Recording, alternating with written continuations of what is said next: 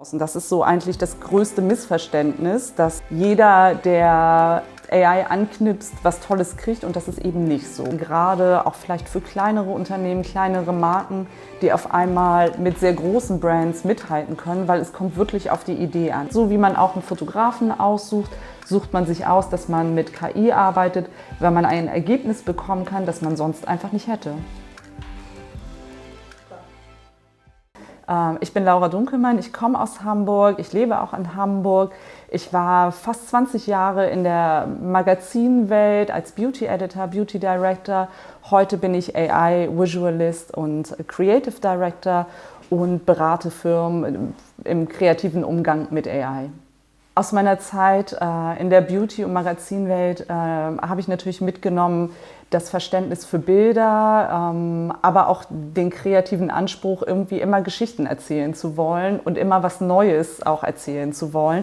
Ob das jetzt in Bildern ist, so wie heute, oder früher eher mit Worten. Und habe eigentlich seitdem ja mein Gespür für Bilder trainiert, sage ich mal, oder angewendet und verfeinert hoffentlich auch. Und heute benutze ich eigentlich genau den Skill immer noch so, den Skill, aber auch die Passion, muss ich ehrlich sagen, dass ich weiter Geschichten erzählen möchte, dass ich einfach schöne Bilder kreieren will, die Menschen inspirieren, die ja eine schöne Welt eröffnen. Und das ist eigentlich das Gleiche fast, was ich schon vor 20 Jahren gemacht habe, als ich noch in Redaktion gearbeitet habe.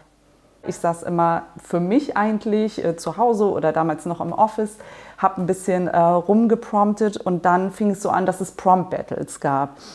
Und ich habe mir erst überlegt, soll ich da hingehen, weil ich wusste auch nicht, wie machen das andere, wie sieht das aus, was die machen. Und dann gab es hier in Hamburg im Designzentrum eben so ein Prompt-Battle. Und dann war ich dabei und saß an einem großen Tisch mit, ich glaube, so 12, 15 anderen Leuten. Bei AI oder KI denkt man immer, es ist einfach nur Technik oder die spuckt allen das Gleiche aus. Und das ist so eigentlich das größte Missverständnis, dass jeder, der AI anknipst, was Tolles kriegt, und das ist eben nicht so. Was man bei diesen Prompt-Battles natürlich total gemerkt hat, ist, so wer kommt vom Storytelling, wer vielleicht nicht so, wer hat schon vorher mit Bildern viel gearbeitet, wer nicht. Und natürlich ist es total männerdominiert, muss man einfach sagen, weil es als was sehr Technologisches ja auch noch gesehen wird. Und vielleicht vor ein paar Jahren war der Fokus auch auf irgendwie in der Technik. Heute ist es sehr einfach zu bedienen.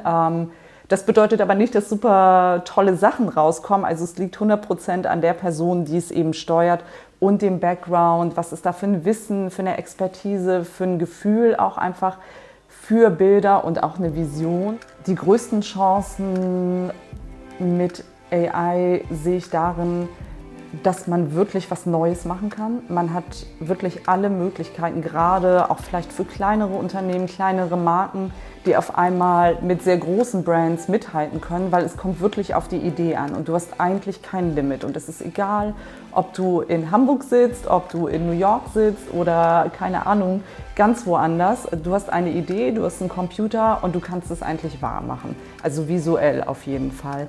Man denkt ja immer, AI würde eigentlich nur mischen, was es schon gibt, aber das stimmt eigentlich nicht. Ich finde, AI fühlt sich dann immer gut an, wenn es auch um Qualität geht. Also wenn es wirklich darum geht, eine Idee zu zeigen, wenn es kein Shortcut ist, wenn es nicht einfach, sage ich mal, Faulheit oder Budget-Cut bedeutet, sondern wirklich eine Qualität zu steigern, wenn man sich bewusst dafür entscheidet, weil es eben gut aussieht und weil es zu der Marke passt, weil es zu der Geschichte passt, die jemand erzählen möchte, dann finde ich, ist es ideal.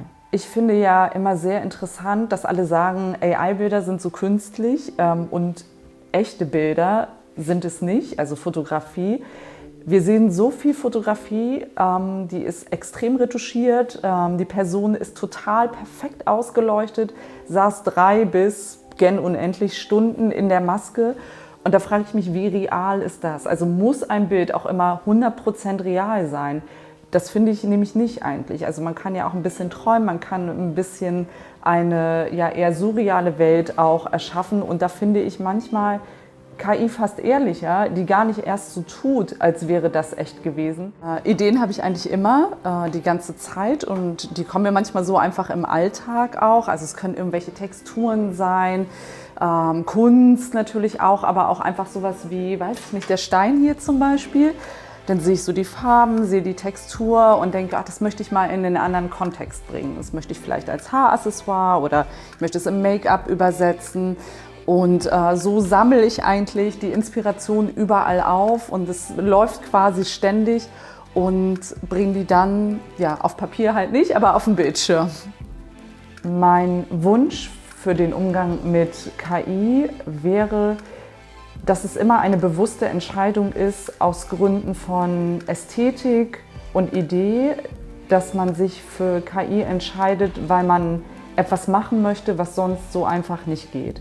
Und eben nicht ein Shortcut für schnell und billig, sondern wirklich eine bewusste Entscheidung für Qualität. So wie man auch einen Fotografen aussucht, sucht man sich aus, dass man mit KI arbeitet, weil man ein Ergebnis bekommen kann, das man sonst einfach nicht hätte.